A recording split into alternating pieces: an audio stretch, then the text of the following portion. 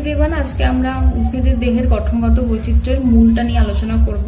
তো চলো শুরু করি। কোন গাছের মূল আমরা খাদ্য হিসেবে গ্রহণ করি? গাজর, মূলো। মূলের ডগায় টুপির মতো অংশকে বলে মূলত্র। মূলের ড্যাশ অঞ্চল মাটি থেকে জল এবং জলদ্রবীভূত খনিজ লবণ শোষণ করে। মূলরম অঞ্চল।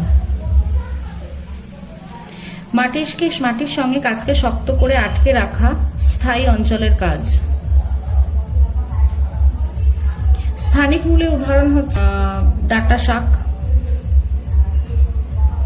যাদের একটাই প্রধান মূল থাকে তাকে আমরা বলি স্থানিক মূল, সেখান থেকে অন্যান্য মূলগুলো বেরোয়। আর ধান পাতরকুচিতে অস্থানিক মূল দেখতে পাওয়া যায়। কোন গাছের মূল মাটির ওপর থেকে শ্বাস গ্রহণ করে? সুন্দরী। যে কোনো ম্যানগ্রোভ গাছ। ঠেসমূল কোন গাছে দেখতে পাওয়া যায়? কেয়া গাছ। পাতরকুচি পাতার মূলের কাজ কি? বংশ বিস্তার করা। বাতাস থেকে জলীয় বাষ্প শোষণ করে অর্কিডের মূল।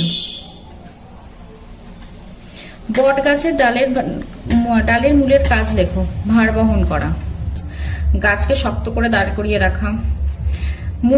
মটর গাছের মূলের অণুজীব হচ্ছে রাইজোবিয়াম।